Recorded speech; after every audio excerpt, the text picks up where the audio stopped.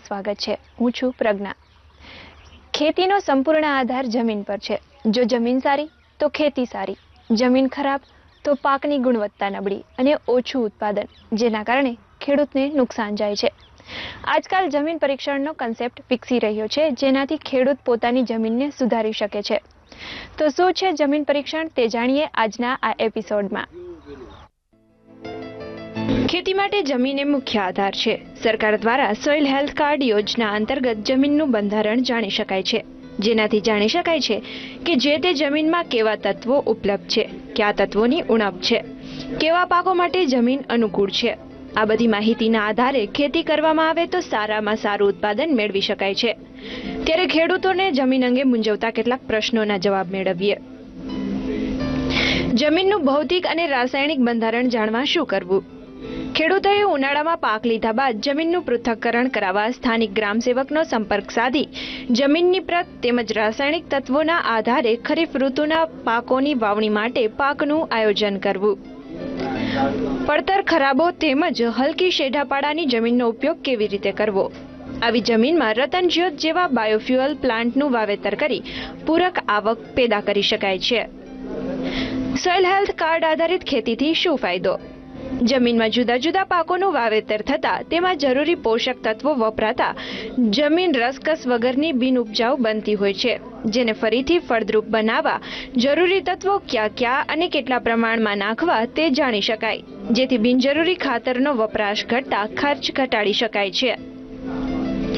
જમીનનો નમૂનો કેવી રીતે લેવો?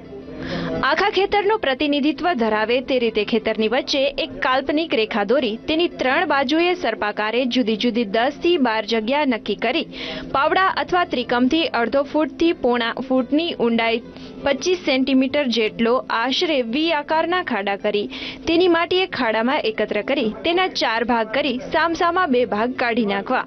આમ દરેક વખતે કરતા જવું જ્યાં સુધી 500 ગ્રામ જેટલો માટીનો નમૂનો રહે। આ નમૂનો કાપડની થેલીમાં ભરી તેમાં એક કાપલી મૂકવી, જેમાં ખેડૂતનું નામ, ગામ, સર્વે નંબર, લેવાનો પાક વગેરેની માહિતી હોય। ત્યારબાદ થેલી બંધ કરી તેના નામ, ગામ, સર્વે નંબર લખી પ્રયોગશાળાને મોકલવા। નમૂનો લેતી વખતે કઈ કાળજી લેવી? નમૂનો લેવાના સાધનો, કાપડની થેલી વગેરે સ્વચ્છ હોવા જોઈએ। પસંદ કરેલ જગ્યા, શેઢો, વાડ, પાણીનો ઢાળિયો, પગરસ્તો, ગાડા રસ્તો, ખાતરનો ઢગલો કે છાયડાથી 10 ફૂટ દૂર હોવી જોઈએ। માટીનો નમૂનો ભીનો ન હોવો જોઈએ। સંજોગવશાત ભીનો નમૂનો હોય તો તેને છાયડે રાખી સૂકવી કોથળીમાં ભરવો। ખાતર નાખ્યા પછી નમૂનો ન લેવો। શક્ય હોય તો વાવણીના 2 માસ પહેલા નમૂનો મોકલવો। જમીન કેટલા પ્રકારે બગડે છે? ક્ષારીય અને ભાસ્મિક। ક્ષારીય જમીન કેવી રીતે ઓળખી શકાય? દ્રાવ્ય ક્ષારો જમીનની સપાટી પર આવી સફેદ અથવા કાળું પડ બનાવે છે। જમીન ભીની હોય ત્યારે ચીકણી અને સુકાય ત્યારે કઠણ બને છે, જે ખેડતા ઢેફા પડે છે। જમીનની નિતાર શક્તિ ઘટે છે। સૂક્ષ્મ જીવાણુની કામગીરી અટકી પડે છે। જમીનમાં રહેલ પોષક તત્વો અલભ્ય રૂપમાં ફેરવાઈ જતા હોવાથી પાકને સહેલાઈથી મળી શકતા નથી। જમીનમાં હવા પાણીની હેરફેર બરાબર થઈ શકતી નથી। પાકના મૂળ વિસ્તારમાં ક્ષારોનું પ્રમાણ વધવાથી રસાકર્ષણ દાબ વધે છે, જેથી છોડમાં રહેલ રસ પાછો જમીનમાં ખેંચાઈ આવે છે। ખારી જમીનમાં પાક પીળો, નિસ્તેજ અને ફૂટ વિનાનો જોવા મળે છે। ક્ષારીય જમીન કેવી રીતે સુધારી શકાય? જમીનની સપાટી પર જમા થયેલ ક્ષારોની પોપડી એકઠી કરી ખેતરની બહાર કાઢી તેનો યોગ્ય નિકાલ કરવો। જમીનને સમતળ બનાવી નાની નાની ક્યારીઓ બનાવો। પાણી આપવાના ઢાળિયા ખેતરના ઢાળના કાટખૂણે બનાવી તેને નિતારનિક સાથે જોડવા, જેથી વધારાનું પાણી નિતારનિક દ્વારા નીકળી શકે। દરેક વિભાજિત પ્લોટને પિયતનું પાણી 2 પ્લોટ વચ્ચેના સીધા ઢાળિયા દ્વારા જ આપવું। કોઈ પણ સંજોગોમાં એક પ્લોટમાંથી બીજા પ્લોટમાં પાણી ન જાય તેની કાળજી લેવી। ઉનાળાની શરૂઆતમાં ક્યારીઓમાં સારું પાણી ભરી રાખો, જેથી ક્ષાર નિતાર દ્વારા અંતર ઊંડું ઉતરી જશે। નિતારની કામગીરી દરમિયાન પણ ક્ષારની માત્રા પ્રમાણે યોગ્ય પાકની પસંદગી કરી પાક ઉગાડી શકાય છે। ભાસ્મિક જમીનની સુધારણા કેવી રીતે કરવી? જમીનને સમતળ બનાવી નાની નાની ક્યારીઓ બનાવો। જમીનનું પૃથ્થકરણ કરાવી જીપ્સમની જરૂરિયાત નક્કી થાય તેનો અડધો જથ્થો નાખવો। જીપ્સમને જમીનમાં 10 સેન્ટીમીટર ઊંડાઈ સુધી મિશ્ર કરવું। જીપ્સમની અવેજીમાં ગંધક પ્રાયરાઇટ, ડેરીમાં વપરાયેલ સલ્ફ્યુરિક એસિડ, પ્રેસમડ પણ વાપરી શકાય છે. સેન્દ્રિય ખાતરો, છાણિયું ખાતર, પ્રેસમડ, લીલો પડવાશ શક્ય હોય તેટલું વધુ નાખવું. ક્યારીઓમાં સારું પાણી ભરી રાખો એટલે ક્ષાર છૂટો પડી ઊંડે ઉતરી જાય. આ સુધારણા દરમિયાન ભાસ્મિકતાની માત્રા પ્રમાણે યોગ્ય પાકો પસંદ કરી ઉગાડો. ડાંગરનો પાક સારો અનુકૂળ છે. પીએચ એટલે શું? પીએચ એટલે જમીનમાં હાઇડ્રોજન આયનની પોટેન્શિયાલિટી 6.5 થી 8.2 પીએચ એટલે તંદુરસ્ત જમીન. આવા પીએચ વાળી જમીનમાં છોડ દરેક પોષક તત્વો સરળતાથી લઈ શકે છે. જમીન અને પાણીનો પીએચ આંક પ્રયોગશાળામાં પીએચ મીટરની મદદથી જાણી શકાય છે. ઓછા પીએચ વાળી જમીન કેવી રીતે સુધારવી? ઓછા પીએચ વાળી જમીન એટલે એસિડિક જમીન. આવી જમીન આહવા ડાંગ જેવા ગાઢ જંગલની હોય છે, જેનો પીએચ આંક 6.5 થી નીચો હોઈ શકે. તેને સુધારવા માટે જમીનમાં ચૂનો ઉમેરવો. વધારે પીએચ આંક એટલે કે જેનો પીએચ આંક 8.2 કરતા વધારે હોય, તેમાં જીપ્સમ ઉમેરી જમીન સુધારી શકાય છે. જીપ્સમ જમીનમાં 10 સેન્ટીમીટર જેટલી ઊંડાઈએ મિશ્ર કરવું. નમૂનો કેવી રીતે મોકલવો? ખેડૂત પોતે નમૂનો લઈ જે તે પ્રયોગશાળાને મોકલાવી શકે છે અથવા ગ્રામસેવક દ્વારા પણ પ્રયોગશાળાને પહોંચાડી શકાય છે. નમૂનામાંથી કયા તત્વો શોધવામાં આવે છે? જમીનના નમૂનામાંથી પીએચ, ઈસી, લભ્ય ફોસ્ફરસ, લભ્ય પોટાશ, સેન્દ્રિય કાર્બન વગેરે કાઢવામાં આવે છે. જમીન ચકાસણી માટેની ફી કેટલી છે? સરકારી લેબોરેટરીમાં જમીનની ચકાસણી ફી ₹15, સૂક્ષ્મ તત્વોની ચકાસણી ફી ₹15 અને પાણીની ચકાસણી ફી ₹15 છે, જે ચલણ દ્વારા જમા કરાવવાના હોય છે. Bureau report, VTV.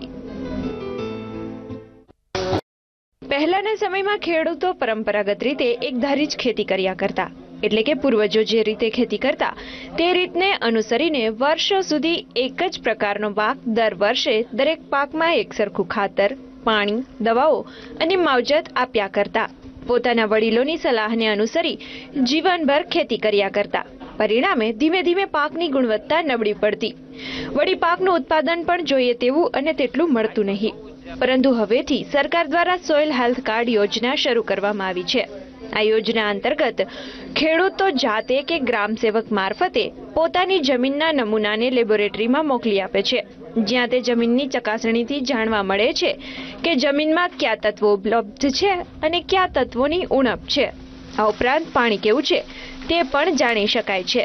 આ તમામ જાણકારીના આધારે ખેતી કરવામાં આવે તો ખેત ઉત્પાદનમાં વધારો થઈ શકે છે. આ ઉપરાંત ઉત્તમ ગુણવત્તાનો પાક મેળવી શકાય છે. પાક તો સારો ઉતરે જ છે, તેની સાથે સાથે ખેડૂત જે આડેધડ ખાતરો અને જંતુનાશક દવાઓનો ઉપયોગ કરે છે તેના પર પણ નિયંત્રણ આવી જાય છે. વધુ પડતા ખાતરોના ઉપયોગથી પણ જમીનની પ્રત બગડે છે.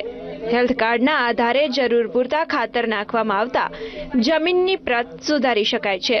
આ ઉપરાંત જરૂર પૂરતું જ ખાતર, પાણી દેવામાં આવતા આર્થિક ખર્ચમાં પણ ઘટાડો કરી શકાય છે. અને આર્થિક ખર્ચમાં ઘટાડો ઉપરાંત સારી ગુણવત્તાના પાકના કારણે આવકમાં વધારો, આમ ડબલ ફાયદો ખેડૂતોને થઈ શકે છે. વળી જમીન પણ સુધરે છે. જમીનમાં લભ્ય તત્વોને ધ્યાનમાં રાખી કયા પાક લઈ શકાય તે પણ જાણી શકાય છે.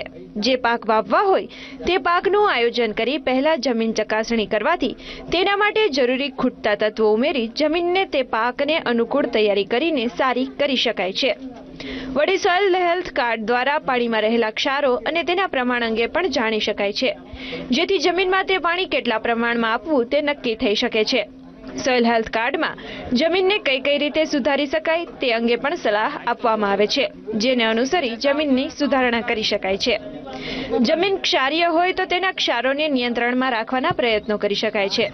તો વળી ભાસ્મિક જમીન હોય તો તેમાં જરૂરી તત્વો ઉમેરી તેની એસિડિકતા કંટ્રોલમાં લાવી તેને સારી રીતે પાક લઈ શકાય. આમ ખેડૂત જો જાગૃત થાય અને જમીનની ચકાસણી કરાવે તો જમીનને બગડતી અટકાવી શકે છે. આર્થિક રીતે પણ તેમનો આ નિર્ણય તેમના માટે ફાયદાકારક સાબિત થઈ શકે છે. પરંતુ કમનસીબે હજુ આપણા ખેડૂતો એટલા જાગૃત નથી. બહુ ઓછા ખેડૂતો પોતાની જમીનની ચકાસણી કરાવે છે. વળી જમીન ચકાસણી કરાવ્યા બાદ તેમાં કરેલી ભલામણોને અનુસરવા પ્રત્યે બેદરકારી દાખવતા હોય છે, જેના કારણે ધાર્યા પરિણામ મળી શકતા નથી.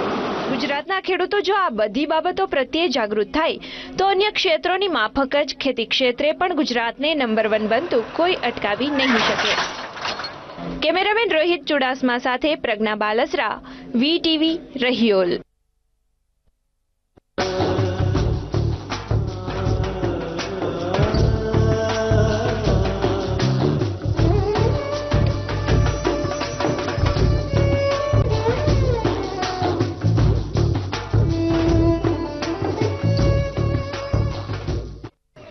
અત્યારે અમારી સાથે છે મોડાસાના ખેડૂત પટેલ આબિદ હુસેન કે જેમણે પોતાની જમીનની ચકાસણી કરી છે.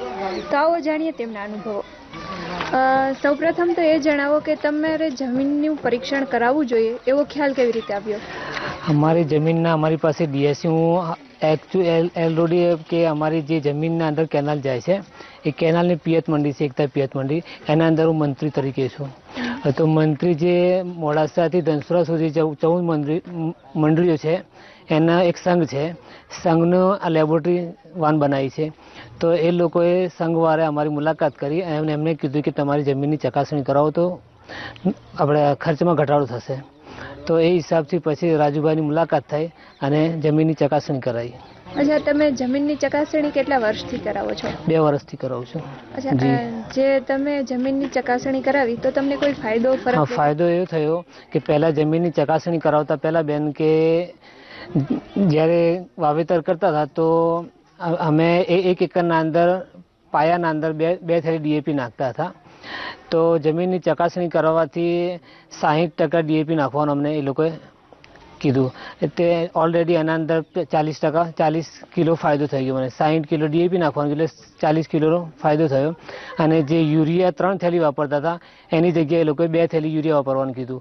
તો ચોખ્ખું 1 થેલી યુરિયાનો ચોખ્ખો ફાયદો થયો. તો ખર્ચમાં ઘટાડો થયો અને એનાથી આવકમાં થોડો ફાયદો થયો. કોઈ એવા તત્વો નાખવાના કીધા કે જેની તમને અગાઉથી જાણ નહોતી કે આવું કંઈ હોવું જોઈએ એવું? ના, એવી કોઈ જાણ નથી થઈ. જી. ઓકે, તમને આવકમાં વધારો થયો છે તો કેવી રીતે વધારો થયો છે? એટલે એ કે પહેલાં જે ખર્ચો થતો હતો એનાથી ખર્ચો ઓછો થયો અને ઉત્પાદનમાં થોડો વધારો થયો. એનાથી ખર્ચ ઘટ્યો એટલે એમ થયું કે ભાઈ આવકમાં વધારો થયો છે અને ખર્ચમાં ઘટાડો થયો છે. અચ્છા, આ જે પરીક્ષણ કરાવ્યું પછી જમીનમાં કોઈ સુધારણા જોવા મળી છે? જમીનના અંદર સુધારણા થઈ કે ફળદ્રુપ જમીન થઈ અને જે અંદર જે જીવાતો હતા એનો બી નાશ થયો અને ખાતર ઓછું પડ્યું. અચ્છા, તમારે પાણી કેવી રીતે આપવું એની આમાં તમને જાણ કરવામાં આવે છે? ના, એટલે એ રીતે અમુક હોય છે કે પાણી અમે જરૂરત કરતાં વધારે પાણી આપતા હતા. તો આ લોકોએ કીધું કે 5 પાણી આપવા, 6 પાણી આપવા. તેનાથી ઘઉંના અંદર બી ફાયદો થાય છે. જે વધારે પાણી આપવાથી ઘઉં પડી બી જાય છે અમુક વખત, જે મૂળા ઢીલા થઈ જાય તો, અને ઘઉં પાતળા પડી જાય છે. તો માપનું પાણી આપવાથી ઘઉં પાતળા બી નથી પડતા અને ઘઉં જે ચમક હોય છે એ સારી રહે છે ઉપર ઘઉંની.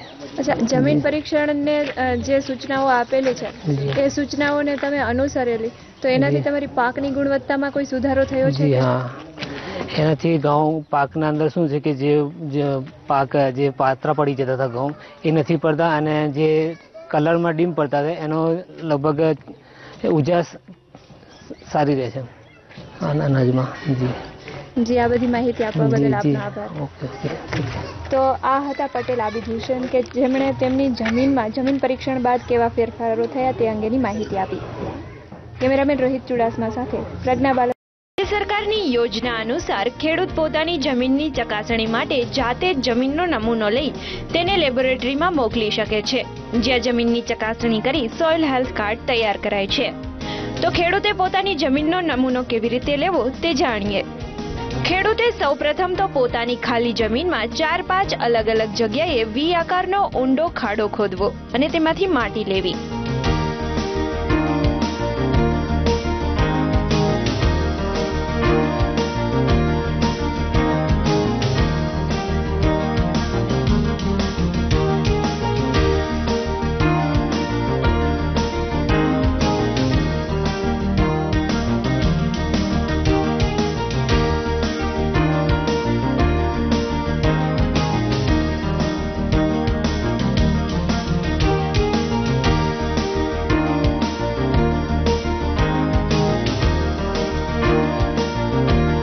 આ 4-5 અલગ અલગ જગ્યાએથી લીધેલી માટી એક વાસણમાં એકઠી કરી તેને મિક્સ કરવી.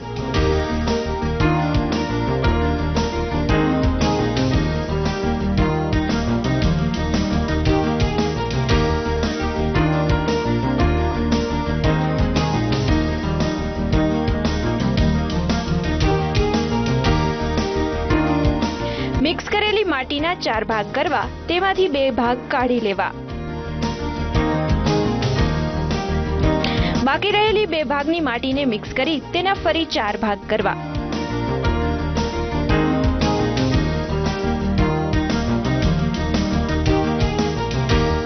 તેમાંથી 2 ભાગ કાઢી લેવા.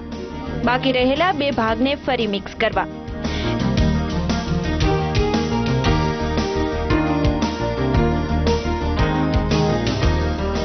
તેના 4 ભાગ કરી 2 ભાગ કાઢી નાખવા.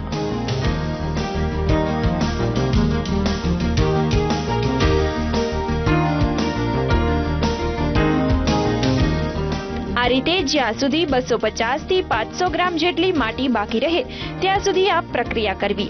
250 થી 500 ગ્રામ જેટલી માટી બાકી રહે ત્યારે તેને એક કોથળીમાં પેક કરી લેવી.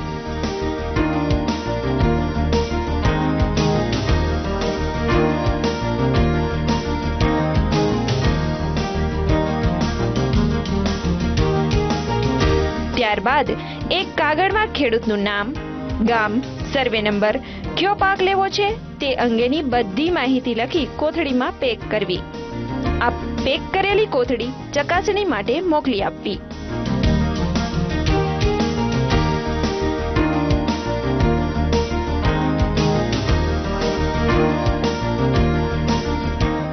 કેમેરામેન રોહિત ચુડાસમા સાથે પ્રજ્ઞા બાલસરા, VTV, રહિયોલ.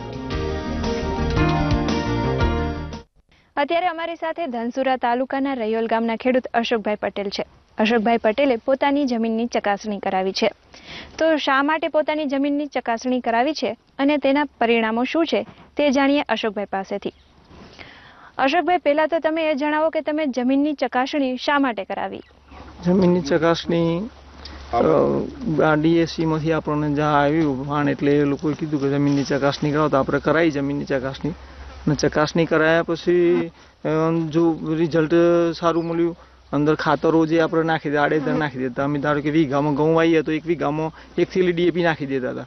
એ અમે જોયું તો ટેસ્ટમાં આવ્યું હતું કે ભાઈ 20 કિલો DAP આપણે વધારે નાખીએ છીએ.